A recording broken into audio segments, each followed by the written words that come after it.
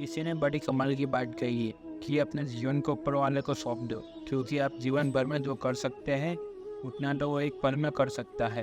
आपके लिए छोटी सी कहानी। महाभारत के युद्ध के प्रारंभ होने से पहले युद्ध भूमि को तैयार किया जा रहा था। कुरुक्षेत्र में भूमि को समतल बनाया जा रहा था, पेड़ों को हटाया जा रहा था। उस युद्ध भूमि का मुआयना करने के लिए एक दिन पहले निरीक्षण करने के लिए भगवान श्री कृष्ण और उनके मित्र धनुर्धर अर्जुन पहुँचे। वो मुआयना कर रहे थे, देख रहे थे तैयारी किस तरीके से चल रही है। तब एक चिड़िया उड़ती उड़ती आई और भगवान श्री कृष्ण के पास आ करके बोली, भगवान मुझसे क्या गलती हो गई? मेरी दुनिया आपने उजाड़ दी। यहाँ युद्ध भूमि को तैयार किया जा रहा है, पेड़ों को गिराया जा रहा है। एक हाथी ने आकर के मेरा पेड़ गिरा दिया। मेरा घोंसला उस पर था, वो घोंसला गिर करके जमीन पर आ गया। उसमें नन्हे नन्हे बच्चे हैं। हमारी जान बचा लीजिए भगवान, अब सब कुछ आपके हवाले है। भगवान श्री कृष्ण ने कहा, मैं इस संसार में क्या कर सकता हूँ? मैं तुम्हारी मदद नहीं कर सकता। यह तो नियति का पहिया है, समय का पहिया घूमता चला जाता है। इसमें क्या कर रहा हूँ? इसमें क्या कर सकता हूँ? बताओ।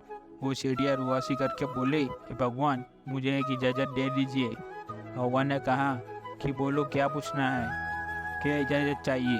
तो उस चिड़िया ने कहा कि भगवान मैं आप पर विश्वास तो कर सकती हूँ ना? भगवान ने हाँ भरी।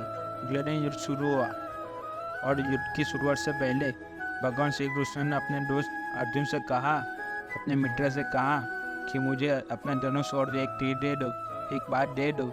अर्जुन ने अपना धनुष सौंपने से पहले पूछा कि कैसे हो? आपने तो प्रतिज्ञा ली थी कि आप शस्त्र नहीं उठाएंगे, क्योंकि अर्जुन के भगवान को शस्त्र क्यों उठाना पड़ रहा है? ऐसा क्या हो गया? तो भगवान श्री कृष्ण ने कहा कि उस सामने हाथी देख रहे हो, उस हाथी ने उस चिड़िया का घोंसला गिराया, उस पेड़ को नष्ट कर दिया जिस पर उस चिड़िया का घोंसला था। मुझे कुछ तो करना पड़ेगा। अर्जुन समझ गया, एक तीर छोड़ा, लेकिन ये क्या?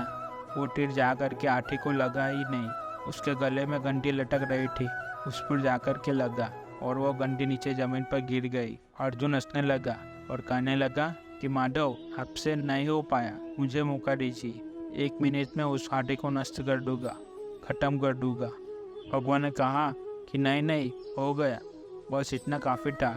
अर्जुन ने भी ज़्यादा सवाल जवाब नहीं किए।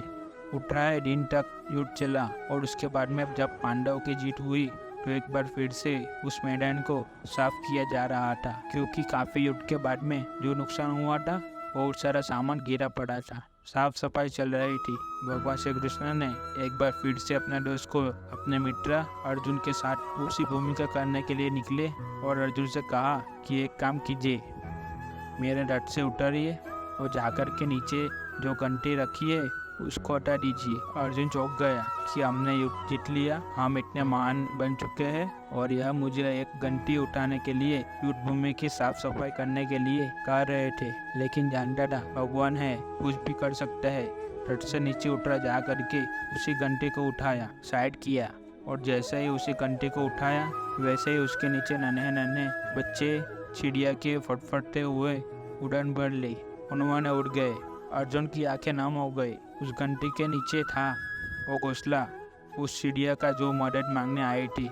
18 दिन के युद्ध में वो चिड़िया और उसके बच्चे सुरक्षित रहे, क्योंकि घंटी वहाँ पर उनका सुरक्षा कवच बनकर आ चुकी थी। चिड़िया ने शुरुआत में सिर्फ ये कहा कि क्या भगवान मैं आप पर विश्वास तो कर सकती हूँ ना? और भगवान आभारी थी। कहानी बहुत छोटी है लेकिन हमें सिखाती है, दुनिया में हमारे सामने चाहे जो परिस्थिति आए, एक बार काम कीजिए, अपने जीवन को ऊपर वाले को सौंप दीजिएगा, क्योंकि आप जीवन भर में जितना कर सकते हैं उससे कहीं ज़्यादा तो वो एक पल में कर सकता है। मैं आपसे कहता हूँ कि ऊपर वाले के आशीर्वाद के साथ, अपनी सच्ची मेहनत के साथ और अपनी फैमिली के प्यार के साथ कर दिखाओ कुछ ऐसा कि दुनिया करना चाहे आपके जैसा। जय श्री कृष्ण।